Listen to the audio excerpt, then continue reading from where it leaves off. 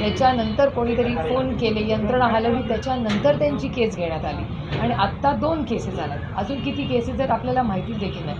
त्यामुळे मी जो उशीर केला आणि तेव्हा शिक्षण मंत्रालयाने का नाही इंटरव्हेन्शन केलं आणि पोलीस यंत्रणा यांनी एवढा उशीर का केला, जो तुम्हाला राग जो लोकांचा दिसला तो ह्या सरकारने केलेल्या उशीर आणि अतिशय म्हणजे ही जी कृती झाली त्याचा जाहीर निषेध समाजच करतो. हा काही राजकीय विषय नाहीच, हा एक सामाजिक विषय आणि अर्थातच प्रचंड वेदना देणार आहे. जर सरकारने याच्यावर लवकर ॲक्शन घेतली असती आणि त्या कुटुंबाला दिलासा दिला पाहिजे.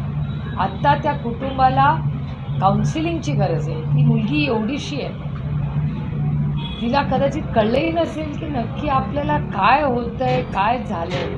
त्या मुलीचा आणि तिच्या आईवडिलांची मानसिक आता काय परिस्थिती असेल, ते कुठल्या दुःखातून वेदनेतून जात असतील याचाही विचार हा सरकारने केला पाहिजे. आणि आजच एक ट्विट आलं आहे, आता खरं खोटं मला माहिती नाही, पण एक ट्विट हे मीडियाकडूनच आलेलं आहे की एक रिपोर्ट आला आहे की ह्या सरकारने आधी त्या फॅमिलींना या गोष्टी बोलू नका असं सांगितलं होतं. हा आरोप करत नाही आहे मी, हे जे मीडियामध्ये आलं आहे ते माझ्या फोनमध्ये ते मी तुम्हाला दाखवू शकते.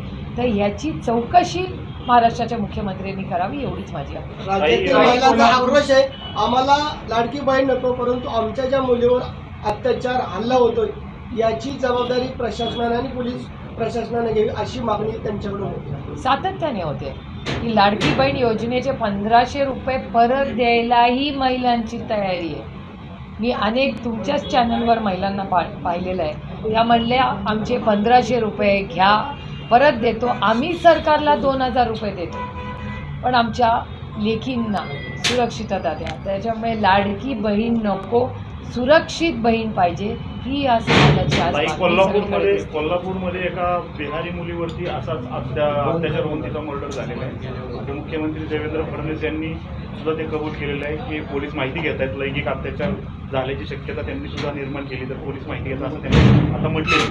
एक तर ती भारताची लेक आहे, त्याच्यामुळे कोल्हापूर त्यानंतर साताऱ्यामध्ये एक अतिशय दुर्दैवी अशीच घटना झालेली आहे. त्यानंतर म्हणजे दुर्दैव आहे की आपल्या जिल्ह्यात दौंडमधून मला काही पत्रकारांचे फोन आले, मळद दौंड तालुक्यामध्ये फोन आले. मी एसपींशी बोलले, एसपींनी मला सांगितले की ते सगळी माहिती घेत आहेत, मी स्वतः उद्या दौंडला जाणार आहे, काय परिस्थिती आज ते सगळे पोलीस आणि ती यंत्रणा सगळी माहिती काढते. मी म्हणलं की मी आज येऊ का तातडीने, ते म्हणले ताई थांबा जरा, आम्हाला आधी सगळी माहिती घेऊ द्या. त्यामुळे अशा विषयांमध्ये आम्ही जे समाजात लोकप्रतिनिधी म्हणून काम करतो, आम्हीही याबाबतीत संवेदनशील असलं पाहिजे. आणि मी माध्यमांचे अतिशय विनम्रपणे मनपूर्वक आभार मानते की जी बदलापूरला केस झाली, हे खरंच म्हणजे सगळ्या माध्यमांचं कौतुक आणि आभार मी मानते की तुम्ही सगळ्यांनी त्या मुलीची आयडेंटिटी कुठेही लीक होऊ दिलेली नाही आहे. ही खरंच म्हणजे ही जबाबदारीची एक सामाजिक जबाबदारी जी असते ती प्रत्येक माध्यम आणि चॅनल आणि वर्तमानपत्रांनी जपलेली आहे. त्याबद्दल मी तुमचे आभार मानते. आणि आपण सगळ्यांनी जे आम्हीही जेव्हा प्रयत्न केला तेव्हा तिथले आमच्या ज्या सहकारी होत्या ज्या भेटायला गेल्या तेव्हा आम्हाला सांगण्यात आलं की त्यांची फॅमिली म्हणते की आता आम्हाला थोडीशी प्रायव्हसी पाहिजे, त्याच्यामुळे आपण गेलो, तुम्ही गेला, आम्ही गेलो तर कदाचित त्यांची ओळख एक्सपोज होऊ शकते. आणि अशा काळामध्ये त्या फॅमिलीची प्रायव्हसी जपणं हे सगळ्यात महत्त्वाचं आणि त्यांना इमोशनली जो सपोर्ट देता येईल ते देणं गरजेचं. मुंबई काँग्रेसच्या वतीने खासदार वर्षा गायकवाड यांनी ईडी कार्यालयाबाहेर आज आंदोलन केलं आणि अदानी घोटाळ्याची चौकशीची मागणी त्यांनी केली आहे. असं आहे की इन्कम टॅक्स, CBI आणि ED या देशात सगळ्यात ॲक्टिव्ह आहे. म्हणजे एखादी घटना, आता परवा बदलापूरला जी घटना झाली कुठली किंवा बदलापूरची घटना असेल त्याचा यांना इंटेलिजन्स माहिती काही नव्हती. त्याच्यानंतर पुण्यामध्ये पोर्सची केस झाली, त्याच्यात रक्त बदललं गेलं, या सरकारला काही माहिती नव्हतं. त्यानंतर कोयता गँग तर रेग्युलरली पुण्यामध्ये फिरत असते. त्यानंतर माझ्या कानावर आलं आहे आता खरं खोटं माहिती तुम्ही सगळ्यांनी काढावी. मी माझ्या सहकाऱ्यांनाही विनंती करीन की माझ्या वाचनात आजच सकाळी आलं आहे की बारामतीमध्ये काहीतरी खून किंवा असं काहीतरी घटना झालेली आहे. गुंडगर्दी वाढायला लागली. त्याच्यामुळे क्राईम हा पुणे जिल्ह्यात प्रचंड वाढत चालला आहे. आणि मी आरोप कुणावर करत नाही, हा डेटा सांगतो.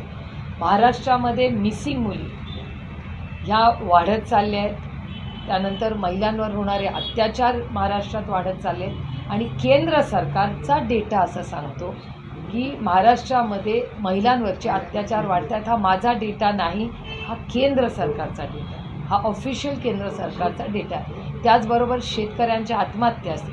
हे सगळं जे होतं आहे, प्रचंड अस्वस्थता ही आज महाराष्ट्रात आहे.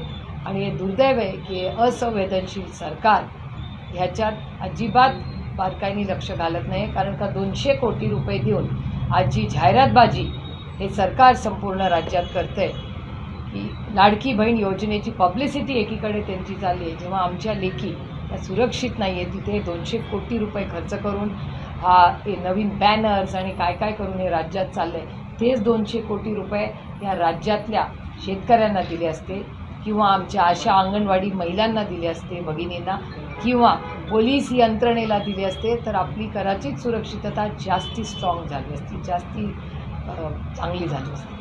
गेल्या काही दिवसापासून सातत्यानं घटना घडत आहेत, अत्याचारांच्या, महिलांवरती अत्याचार वाढत आहेत. कसं बघता याकडं, या संदर्भात कधीपर्यंत हे थांबलं जाईल असं तुम्हाला वाटतं किंवा सरकार अपयशी ठरले का? नाही, अर्थातच सरकार म्हणजे ह्या राज्याचे गृहमंत्री म्हणजे माझ्यावर भारतीय जनता पक्ष प्रचंड नाराज असतं. कारण का मी देवेंद्रजींच्याबद्दल अनेक वेळा गृहमंत्री म्हणून, वैयक्तिक माझी काही त्यांच्याबद्दल कंप्लेंट नाही, पण गृहमंत्री म्हणून डेटा म्हणून जेव्हा मी काही मागण्या करते तेव्हा भारतीय जनता पक्ष माझ्यावर फार नाराज असतो.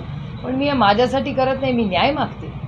माझ्या देवेंद्रजींकडून फार अपेक्षा होत्या. कारण मला असं वाटत होतं की एक युवा नेतृत्व जरी विरोधी पक्षात असले तरी देवेंद्रजींकडून माझ्या खूप अपेक्षा होत्या. अरे विरोधक असला तरी काय झालं, तो दिलदार असला पाहिजे. आणि त्याच्यामुळे 5 वर्ष जी व्यक्ती महाराष्ट्राचं मुख्यमंत्री म्हणून काम केलं, मला असं वाटलं होतं की ते चांगलं काम काहीतरी करून दाखवतील. पण ते गृहमंत्री झाल्यापासून तुम्हाला आठवत असेल, पहिल्या 5 वर्षामध्ये सगळ्यात जास्त क्राईम हा नागपूरमध्ये होता.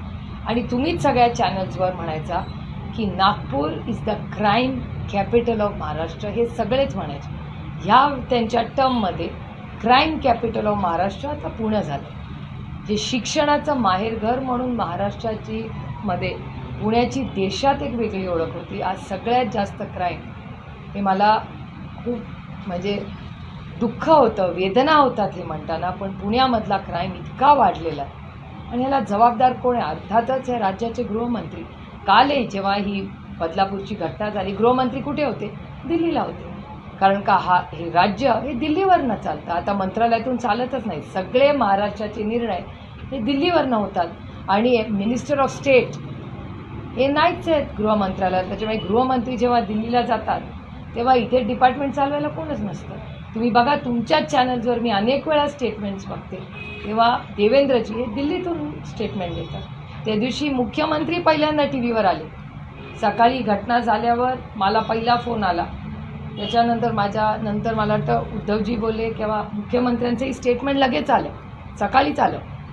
पण उद्धवजी, आपलं देवेंद्र फडणवीस जे गृहमंत्री आहेत या राज्याचे, त्यांचं स्टेटमेंट 1.5 का 2 नंतर आलं. त्याच्यामुळे हे सगळं कुणाच्या डिपार्टमेंटमध्ये आहे? हे गृहमंत्रीचं डिपार्टमेंट आहे.